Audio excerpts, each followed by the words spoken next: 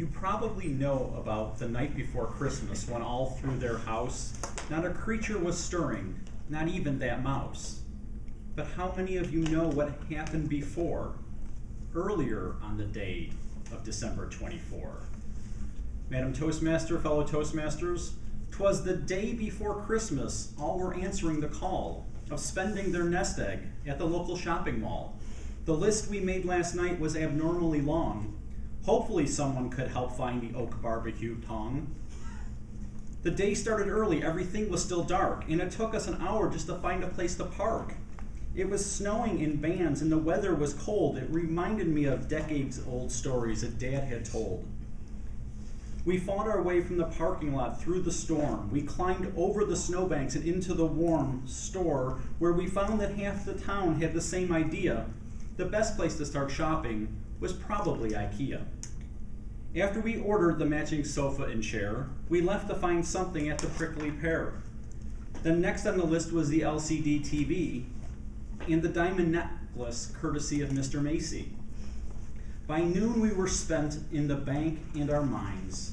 Although we agreed we had a couple of real good finds, the LL Bean weather watch station was great, as was the 10-pound Fatwood bag and gift crate. The ride home was slow. No one was in a rush. The roads were full of cars as well as covered with slush. When we finally got home and opened the door, we piled the presents right there on the floor. Our work was only half done. There was much more to do. We had to get the tree and lights of red, green, and blue. Mom was busy wrapping presents for under the tree while Dad was racing to keep the driveway snow-free.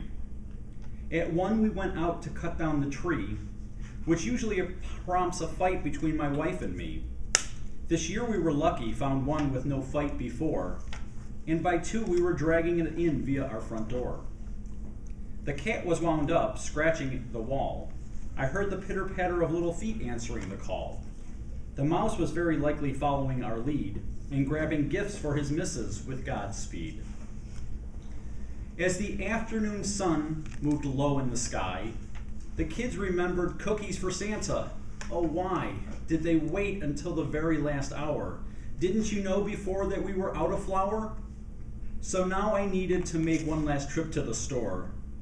Before I leave, please tell, do we need anything more? Do we really need chocolate-flavored jimmies and sprinkle and gift wrapping paper that does not crinkle? Everyone and their uncle was waiting in line. I saw many tired faces holding bottles of wine. I grabbed my few items and peanut clusters for me, and chose to stand in the line for Express Aisle 3. Judy, my cashier, was a blonde, chatty teenager, whose shopping was done early if I was to wager. She put my groceries in my reusable cloth bag, and I noticed as I left the store, I was starting to drag. By 4 o'clock, the cookies were done, and we were decorating the tree. Oh, what fun. We got the kids' stocking hung up in a row, and decorated our front door with a big fancy red bow. By dinner time, no one in the house was talking.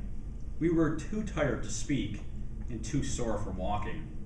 We finished the dishes and put them on the shelf. It was time to read the annual report from Brother Ralph.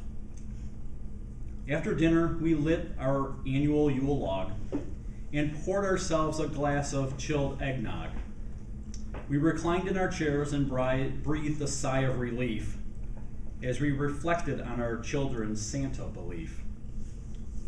The knock on the door meant the carolers were here. We opened the door, and each opened a beer. We listened while the singers caroled on high. Then we offered some cookies and bid them goodbye.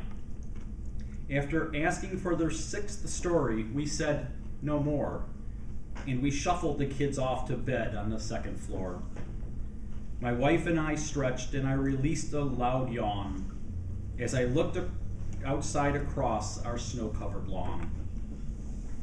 As bedtime drew near for Mama and me, we looked forward to what our children would see.